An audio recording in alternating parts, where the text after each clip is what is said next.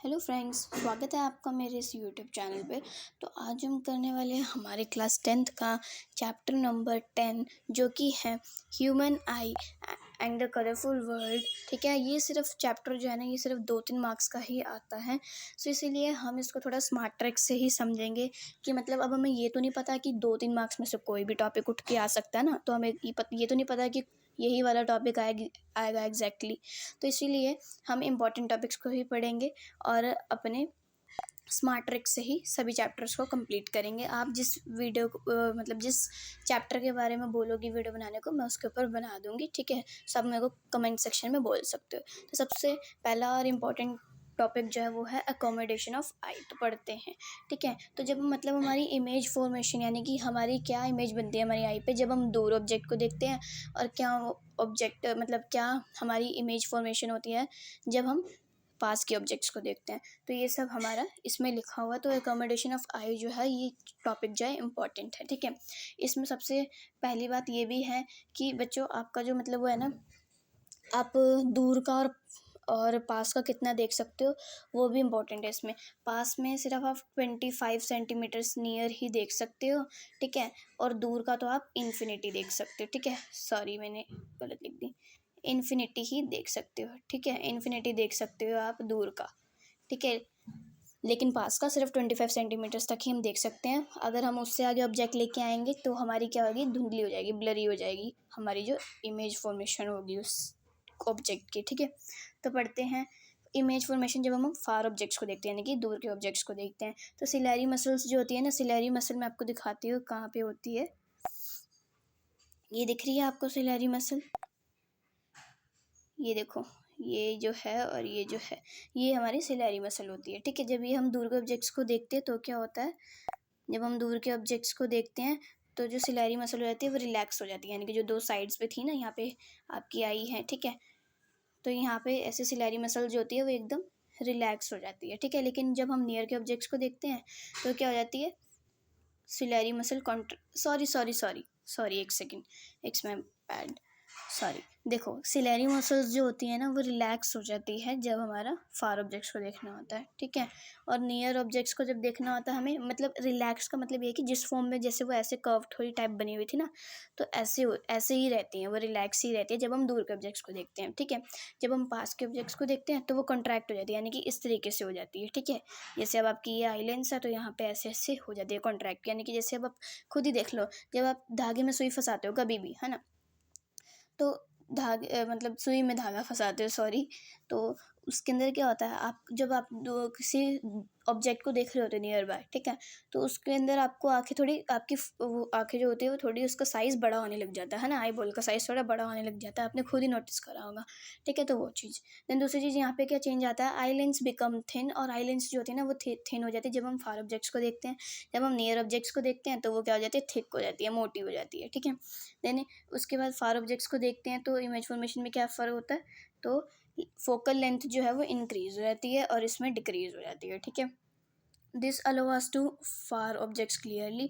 ठीक है, और ये हमें फार ऑब्जेक्ट्स को देखने की हेल्प करता है और हम इजीली देख पाते हैं, और ये जो है ये हमारी नियर ऑब्जेक्ट्स को भी क्लियरली देखने में मदद करता है। ठीक है, तो चलते हैं अब अपने नेक्स्ट टॉपिक पे, नेक्स्ट इम्पॉर्टेंट टॉपिक्स पे। ठीक है, तो यहाँ पे आई का पार्ट आप देख सकते हैं। ठीक है, ये क्रिस्टलाइन, ये जो हम पहले पढ़ के आई हैं, ये हमारे सिलेरी मसल्स। ठीक है, क्रिस्टलाइन लेंस, एक्वस ह्यूमर, ठीक है, प्यूपिल, आइरिस। ठीक है, ये हमारी मतलब जो हमारी लाइट एंटर करती है ना, लाइट एंटर होने के काम आते हैं। जो प्यूपिल और आइरिस होता है, कॉर्निया सबसे आउटर मोस्ट होती है। ठीक है, और वाइट्रस ह्यूमर्स जो होता है, ये ह्यूमर जो होता है इसके अंदर ही फ्लूइड टाइप होता है हमारी आई के अंदर ही। ठीक है, और रेटिना जो होता है यहाँ पे हमारी इमेज फॉर्मेशन होती है, यानी कि जब हमें कैसे याद रहता है कि हमने उस आदमी को देखा हुआ पहले, तो इमेज फॉर्मेशन होती पीछे लेकिन हमें दिखती आगे है।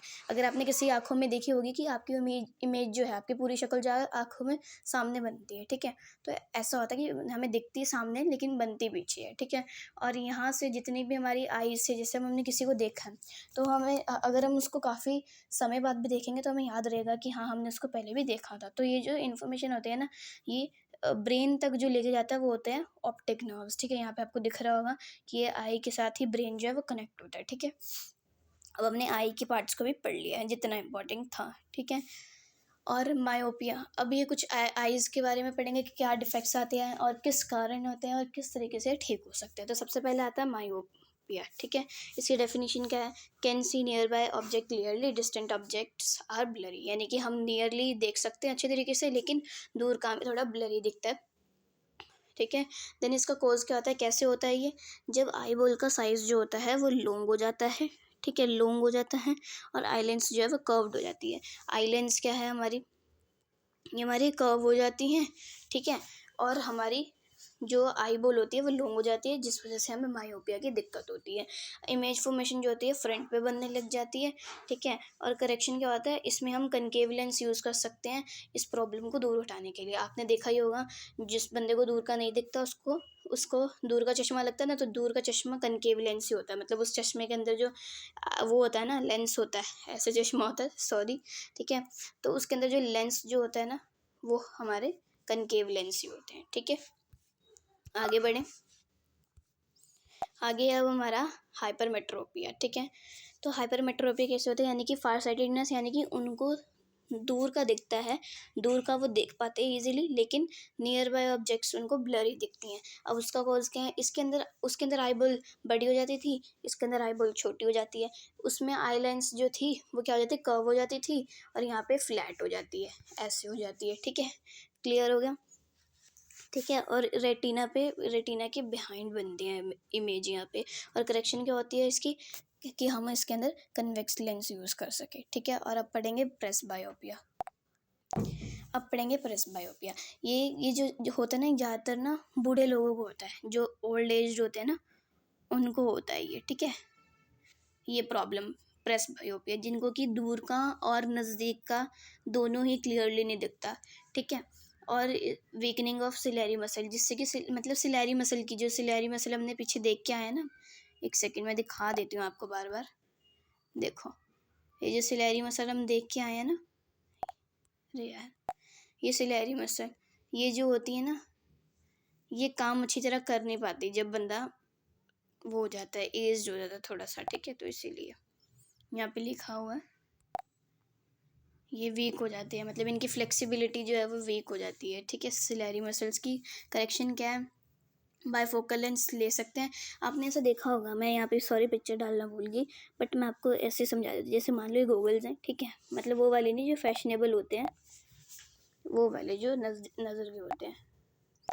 जैसे यहाँ पे अब देख लो, ये चश्मा, ठीक है, चश्मा है, तो आपने देखा होगा बूढ़े के चश्मे जो होते हैं, मतलब बूढ़े लोगों के जो होते हैं, एज्ड पीपल्स के जो होते हैं, उनके ऐसे होती है, मतलब कोई ऐसे टाइप बनी होती है ना।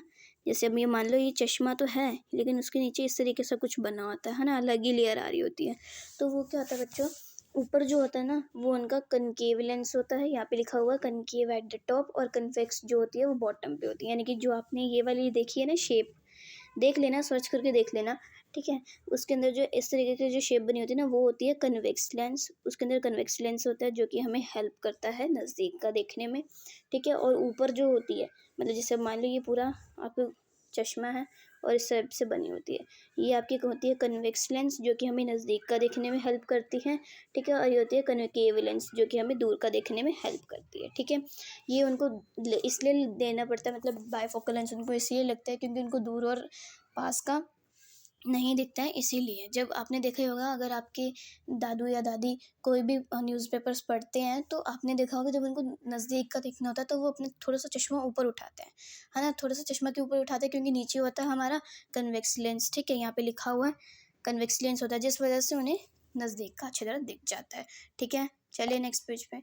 तो अब इनके करेक्शंस बहुत इंपॉर्टेंट हैं, तो इसको प्लीज़ ध्यान से समझ लो, ठीक है। अब यहाँ पे आपने आपके एनसीईआरटी में जो करेक्शंस दे रखे हैं ना, कि पहले क्या हालत होती है, ठीक है, मतलब पहले हमारी आई लेंस का क्या शेप होती है, क्या क्या चीज़ें होती हैं, ठीक है। लेकिन करेक्शंस जो हैं वो इम्पोर्टेंट है, ये डायरेक्टली पूछे जाते हैं आपको, और ड्रॉ करने को भी बोले जाते हैं, तो इनको प्लीज़ ध्यान से समझ लो, ठीक है। अब देख लो यहाँ पे मायोपिया में और हाइपरमेट्रोपिया में। हाइपरमेट्रोपिया में देख सकते हो आप कि यहाँ पे उन्होंने क्या यूज़ करा, कन्वेक्स लेंस यूज़ करा है। ये देखो, कन्वेक्स लेंस यूज़ करा, ये पहले की हालत है नॉर्मल, मतलब, ठीक है। और जब कन्वेक्स लेंस यूज़ करा, जब वो दूर मतलब पास का दिखना बंद हो गया, तो कन्वेक्स लेंस यूज़ करा तो विज़न ईज़िली यानी कि जो हमारी जो इमेज थी वो ईज़िली पीछे फ़ॉर्म होने लग गई, ठीक है। और यहाँ पे भी मायोपिया में ये नॉर्मल वाली है कि मतलब पहले डिफेक्ट होने से पहले कैसी आई होती है, ठीक है। और जब डिफेक्ट होने के बाद हमें कनकेव लेंस यूज़ करना पड़ता है, जिस वजह से हमारी जो इमेज है वो रेटिना पे बनने लग जाती है, ठीक है। सो ये करेक्शंस जो है ये बहुत ही ज़्यादा इंपॉर्टेंट है, तो कर लेना प्लीज़, ठीक है। अब पढ़ेंगे डिस्पर्जन, और ये जो टॉपिक हम पढ़ने वाले हैं this is very very very important. पहले ही स्टार मार्क्स कह रही हूँ, स्टार मार्क लगा दिया है, और ये जो है ये तो पेपर में डायरेक्टली बनाने भी आता है, सो प्लीज़ रिमेंबर इट, ठीक है। सो डिस्पर्जन क्या होता है? The phenomenon wear white light splits into its constituents colours when passing through a prism. Prism क्या होता है? यही होता है जो ये जो ग्लास प्रिज्म, ठीक है। जब इसको एक हम वाइट लाइट या फिर एक सनलाइट का यूज़ करते हैं और इसमें से पास करवाते हैं इस ग्लास प्रिज्म से, तो ये 7 कलर्स में फैल जाता है, जिनको कि हम क्या बोलते हैं? विबग्योर बोलते हैं। यानी कि वॉयलेट, ठीक है, इंडिगो, आई थिंक, हाँ, Indigo, blue, green, yellow, orange and red. और अगर हम एक और प्रिज्म रख दें उल्टा करके, ठीक है, अब जैसे मैंने ये प्रिज्म रखा है, ठीक है, ये प्रिज्म रखा मैंने, उसके बाद मैंने एक ऐसे रख दिया, उल्टा करके रख दिया, ठीक है, तो क्या होगा? जब हमारी लाइट जो होगी ना इनमें से कैसे पास होगी? जैसे भी वाइट आई, फैल गई, फिर इसमें से वाइट निकलेगी। ऐसा पता है किसने करा था? ये इसक न्यूटन ने करा था। हाँ, ये ट्राई उसने करा था। कैसे करा था? जो रेन की ड्रॉप थी ना उसमें से उन्होंने ये करा था, ठीक है। तो समझ आ गया आपको? यहाँ पे जो मैंने आपको समझाया अभी वही लिखा हुआ है। और रेड कलर जो होता है उसकी वेवलेंथ ज़्यादा होती है। रेड रेड जो होते हैं ना, रेड कलर जो होता है उसकी वेवलेंथ जो होती है ज़्यादा होती है। तभी आपने नोटिस करा होगा जितने भी डेंजर वाले बोर्ड्स जो होते हैं उस पर रेड कलर यूज़ करा जाता है, क्योंकि वो डेंजरस के लिए माना जाता है ज़्यादा, और उसकी वेवलेंथ ज़्यादा होती है, और वायलेट की कम होती है, इसीलिए वो लास्ट में होता है, ठीक है।